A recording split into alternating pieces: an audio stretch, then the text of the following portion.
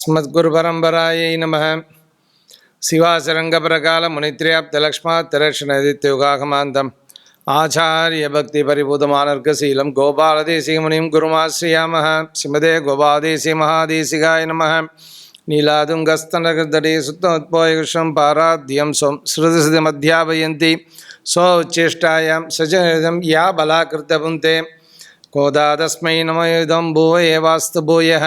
அன்னவயல் புதுவை ஆண்டாள் அரங்கற்கு பண்டு திருப்பாவை பல்பதியம் இன்னிசையால் பாடி கொடுத்தால் நற்பாமாலை பூமாலை சூடி கொடுத்தாலை சொல்லு. சூடி கொடுத்த சுடற்கொடியே தொல்பாவை பாடி அல்லவல்வலையாய் நாடினி வெங்கடவர்க்கு என்னை விதி என்று மாற்றம் நாம் கடவா வண்ணமே நல்கு. திருப்பாவை என்பதான இந்த மார்கழி உற்சவம் பெரியாழ்வார் ஈன்றெடுத்த பெண் பிள்ளை வசதியாக நந்தவன தோட்டத்திலே பெரியாழ்வார் கைங்கரியம் பண்ணி கொண்டிருக்கும் பொழுது தாயார் திரு அவதாரம் சீதை எப்படி பூமியிலிருந்து பிறந்தாலோ அதே ஸ்திதியில் நம் கோதையும் பூமியிலிருந்து பிறந்தாள். பெரியாழ்வார் தன் மகளாக வளர்த்தெடுத்தார். வளர்த்தெடுக்கும் பொழுது 108 திவ்யதேசத்தோட பெருமையெல்லாம் இந்த குழந்தைக்கு சொல்லி வளர்த்தார். அதனால் இந்த குழந்தை பெரியவளானவுடன் ரங்கனையே தனக்கு மணவாளனாக வேண்டும் என்பதாக ரங்கனையே உற்றாரும் உறவினருமாக நினைத்து கொண்டு வாழ ஆரம்பித்தார். கல்யாண வயசு வந்தது. கல்யாண வயசு வந்த உடனே பெரியவாள்லாம் பொதுவாக சொல்வார், கல்யாணம் கட்டாயம் பண்ணி வைக்கிறதுங்கிறது ஒரு வழக்கம் எல்லா காலத்துலையுமே இருக்கக்கூடிய ஒரு ஸ்திதி. அந்த மாதிரி சமயத்தில் பெரியவாளை எதிர்த்து பேசுறது இல்லைங்கிறது ஒரு வழக்கம். பெரியவாள்கிட்ட நேரடியாக சொல்கிறது இல்லை. அதுதான் தாயார் தன்னோட பாசுரத்திலே காமிச்சு தரார். மானினருக்கென்று பேச்சுப்படியில் வாழகில்லேன் கண்டாய் மன்மதா, மற்றவருக்கு என்னை மனப்படுத்தினால் அப்படின்னு கூடாது என்பதாக அது மறைமுகமாக தெரிவிக்கிறாளாம். உடனே பெரியாழ்வார், ஆஹா இவ இன்னும் இப்படி வசதியாக எம்பெருமானையே தியானம் பண்ணி கொண்டு இருக்கிறாளே, நம்பெருமானை கல்யாணம் பண்ணுவது கூடுமா அப்படின்னு அந்த கூடுமா என்பது சந்தேகத்துக்கு தான் தன்னுடைய பக்தியை வளர்த்து கொள்கிறாள் ஆண்டாள். கோததமை ஐயைந்தும் அறிந்தும் அறியாத மானிடரை. ஐயைந்தும் 5 அந்த தமிழ் இருக்கே வசதியான தமிழ். என்ன அப்படின்னா, இதற்கு முன்னாடி 12 ஆழ்வார்கள் 11 ஆழ்வார்கள் மொத்தமாக எல்லோருமே புருஷர்கள் தன்னை பெண்ணாக பாவித்து பாடல்களை ஏற்றுகிறார்கள். ஆனால் இங்கு கோதை பெண்ணாகவே பிறந்தாள், பெண் மொழியாகவே பேசுகின்றாள். அதனால் எம்பெருமானை காதலிப்பதற்கு, எம்பெருமானை சேர்வதற்கு, எம்பெருமானை பக்தி செய்வதற்கு ஏற்றதான ஒரு ஸ்வரூபம் அது. சரியா? அதனால தாயார் என்ன பண்ணுறார், தன்னுடைய பக்தியை நன்னா ஏறிட்டு கொண்டு தென்னரங்க மணவாளன்னு இந்த நம்பெருமானிலே கைப்பிடிக்க வேண்டும் அப்படின்னு பிரார்த்திக்கிறார். அப்படி பிரார்த்திக்கும்போது தான் நோன்பு நூக்கிறார். வடதேசத்திலலாம் காத்தியாயினி நோன்புன்னு ஒரு நோன்பு உண்டு. அந்த நோன்பு நூற்றினால் நல்ல கணைவன் கிடைப்பான் என்பது தான் விசேஷம். இப்பொழுது என்னென்னா, இங்கே என்ன பண்ணுறான்னா, இதையே கோகுலமாக பாதிக்கிறார். எந்த இடத்த? ஸ்ரீவில்லிபுத்தூரை. வடதரம் கோவிலுடையான் வசதியாக எம்பெருமான் பள்ளி கொண்டு இருக்கிறான். அந்த பள்ளி கொண்ட எம்பெருமான் இங்கு அவருக்கு கண்ணனாக தென்படுகிறான்.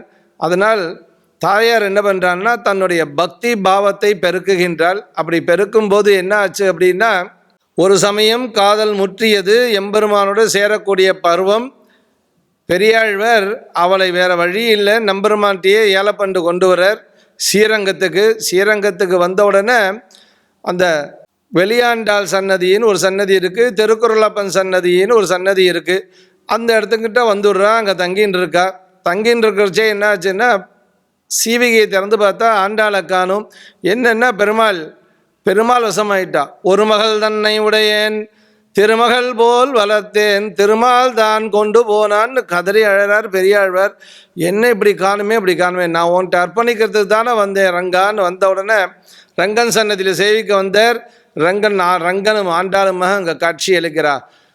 இவளை பெண்ணாகவே உம்முடையும் ஒப்படைக்கிறோம், ஊருக்கே வந்து ஸ்ரீவில்லிபுத்தூருக்கே வந்து மனமுடிக்கிறோன்னு நம்பெருமாள் கொடுத்தான்.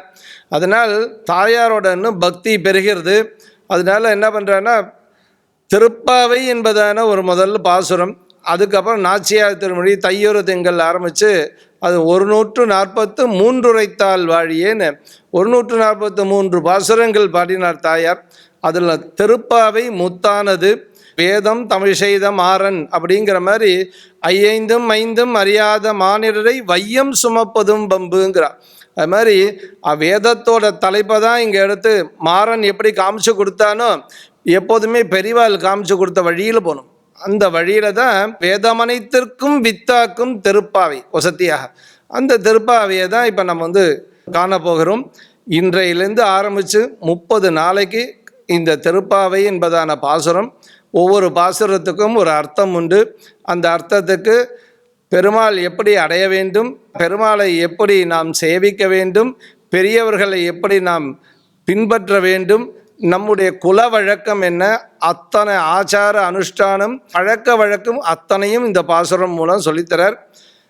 சங்கத்தமிழ் மாலை 30 தப்பாமே. இந்த பாசுரம் வெறும் பாசுரம் இல்லை, சங்கத்தமிழானது இந்த 30 பாசுரமும். அதனால சங்கத்தமிழ் மாலை 30 தப்பாமே. இந்த 30 சொல்றாரு. இங்கு பரிசரிப்பார் 2 மால் வரைத்தோல் செங்கந்திருமுகத்து செல்வ திருமாலால் எங்கும் திருவருள் பெற்று. இது 30 பாசுரங்களையும் யார் வாசிக்கிறாளோ அவ வசதியான ஸ்திதியை அடைவார் அப்படின்னு பெரியாழ்வார் திருமகளான இந்த தாயாரான ஆண்டாளோட நமக்கு அருள்வாக்கா கிடைக்கிறது. மேற்கொண்டு பார்ப்போம். ஸ்ரீமத் கோதாயை நமஹ.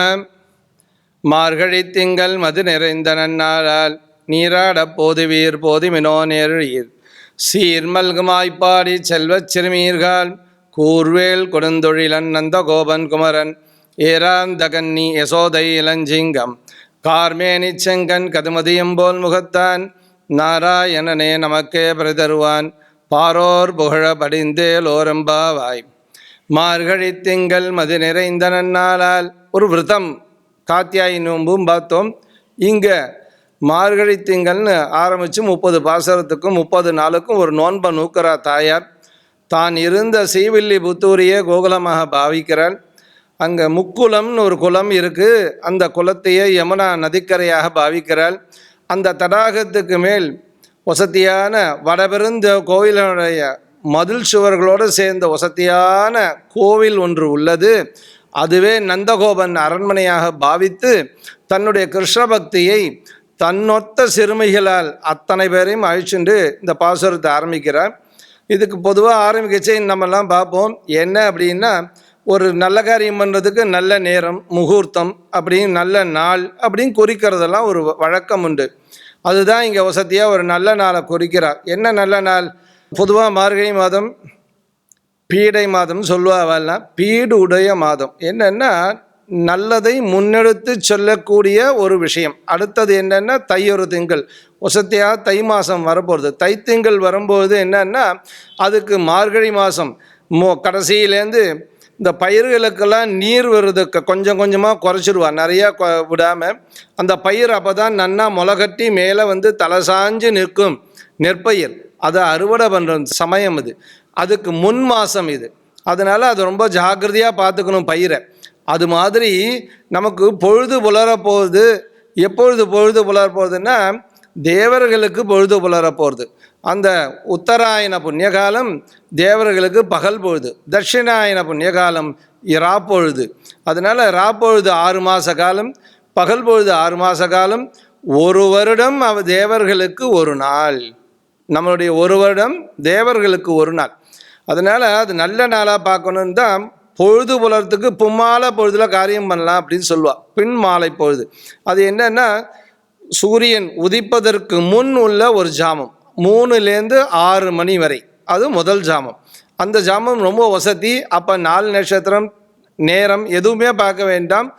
வசதியான முகூர்த்த வேலை அது, எல்லா காரியம் பண்ணுவாள். அதை தான் இங்கே தேர்ந்தெடுத்திருக்கா வசதியாக. நமக்கு தனுர்மாசமாக இதை தேர்ந்தெடுத்திருக்கா தாயார். மார்கழி திங்கள் மது நிறைந்த நன்னாளால் ஒரு பௌர்ணமி திருநாள். வசதியாக நன்னா வெளிச்சம் தெரியணும். என்றைக்குமே நீராட போகணும் வழி வேணும். வழி தெரியணும்னா வெளிச்சம் வேணும். அந்த காலத்திலலாம் எலக்ட்ரிசிட்டிலாம் கிடையாது. அதனால் வழி தெரியணுன்னா பௌர்ணமியில் போனோன்னா காலங்காத்தால் வெளிச்சம் இருக்கும். பௌர்ணமியில் நீராட போதுவீர் போதுமினோ நேரிழையீர், வசத்தியான நேரிழையீர், வசதியான ஆபரணங்கள்லாம் அணிஞ்சுன்னு இருக்கா. ராக்குடி, மூக்குத்தி, அந்த புல்லாக்கு, வரிசையாக என்னென்ன மாட்டல் அப்படிலாம் சொல்லின்னு இருப்பா. இதெல்லாம் இளங்கண்ணியர் கொள்ளக்கூடிய ஒரு ஆபரணங்கள். அதெல்லாம் போட்டுண்டா என்னென்னா வகுடு, நேர் வகுடாக இருக்கணும் இந்த தலையில். அது 2 பக்கம் அப்படி பிரித்து பின்னாடி 3 பிரிவாக பிரித்து இந்த பின்னலை போட்டு எடுக்கணும். அப்பொழுது தான் வசதியாக நம்ம எதிர்காலம் நன்றாக இருக்கும். இதுக்கு தான் தலை. புருஷாளுக்குமே உண்டு. பிராமண, க்ஷத்ரிய, வைசிய 3 பேருமே குடுமி வச்சுருந்தா. பிற்காலத்தில் தான் அது இன்னும் பிராமணான் வந்து நின்றுது கிடையாது. முக்குலத்தோருக்குமே உண்டு. அதனால் எல்லாருக்குமே அவாவா இடத்துக்கு தகுந்த மாதிரி வசதியான அவளுக்கு ஒரு சுவாசம் உண்டு. அதனால் அவாவா என்ன வழியில் வராலோ அதை நம்ம கட்டாயம் பாதுகாக்க வேண்டும். நாம் நினைத்து இந்த கூட்டுக்குள் நுழையவில்லை. அதனால் நம்மளோட வழக்கத்தை நம்ம காப்பாற்றணும். மார்கழி திங்கள் மது நிறைந்த நன்னாளால் நீராட போதுவீர் போதுமினோ நேரழீர், சீர்மல்கும் ஆய்ப்பாடி செல்வச் சிறுமீர்கள், சீர்மல்கும் ஆய்ப்பாடி செல்வச் சிறுமீர்கள். இந்த தாயார் என்ன சொல்கிறேன்னா வசதியாக சொல்கிறேன். அந்த செல்வச் சிறுமீர்கள் அவள் என்னென்னா செல்வம் பால் பெறுகிறது, அதனால் சமர்த்தியாக இருக்குது. எல்லாமே சமர்த்தியாக இருக்கிறதுனால குழந்தைகள் குதூகலமாக இருக்குது. கூர்வேல் கொடுந்தொழிலன் நந்தகோபன் குமரன். இந்த நந்தகோபன் குமரன் கிருஷ்ணன் பிறந்தவன கொடுந்தொழிலன் ஆயிட்டான். என்னென்னா அது எப்படி ராட்சசர்கள் வரான்னு தெரியல. காகமாக வரா, இல்லாட்டி கண்ணுக்குட்டியாக வரா, இல்லை விளாம்பழமாக வரா. அதனால அவனுக்கு பயமாக இருக்குது. அதனால் வேலை எடுத்து என்ன பண்ணுறான்னா எறும்பை கூட உள்ளுக்குள்ளே அரண்மனைக்குள்ளே விடுறது இல்லையா, அப்படி பாதுகாக்கிறான் எம்பெருமான். கார்மேனே செங்கன் கதிர்மதியம் போல் முகத்தான். எம்பெருமானோட திருமுகம் கதிர்மதியம், சூரியனைப் போலவும் உள்ளது, சந்திரனைப் போலவும் உள்ளது. 2ம் வேண்டும் நமக்கு. 2ம் இருந்தால் தான் பகல் பொழுதும் வேண்டும், ராப்பொழுதும் வேண்டும். அப்பொழுதுதான் நாம் இருக்க முடியும். நாராயணனே நமக்கே பிறை தருவான் பாரோர் புகழ படிந்தேலோரும் பாவாய். அப்பேற்பட்டதான நாராயணன் அஷ்டாட்சரம் என்பதான முதல் மந்திரத்தை நமக்கு இந்த பாசுரம் மூலமாக காமிச்சு கொடுக்குறார். பலஸ்ருதி எப்போதுமே கவிஞர்கள் கடைசி பாட்டில் தான் காமிச்சு தருவார். இங்கே முதல் பாட்டிலேயே பலஸ்ருதியை கொடுத்துருக்கார். நாராயணனே நமக்கே பறை தருவான். இந்த நாராயணன் உபாசனை பண்ணால் எனக்குன்னா நமக்கு கட்டாயம் விடியல் உண்டு, மோட்சம் உண்டு என்பதான இந்த பாசுரத்தின் மூலம் முதல்ல நம்பிக்கை கொடுத்து மேற்கொண்டு விரதத்துக்காக அழைத்து கொண்டு செல்கிறார். நாராயண நாராயண நாராயண.